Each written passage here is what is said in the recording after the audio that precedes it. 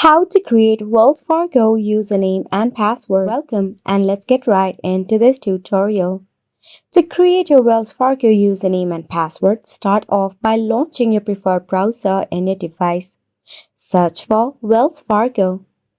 Tap on Wells Fargo Bank Financial Services and Online Banking.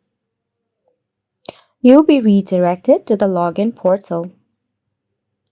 To create your very own Wells Fargo username and password, to sign on, firstly tap on the Enroll button to create your very own account.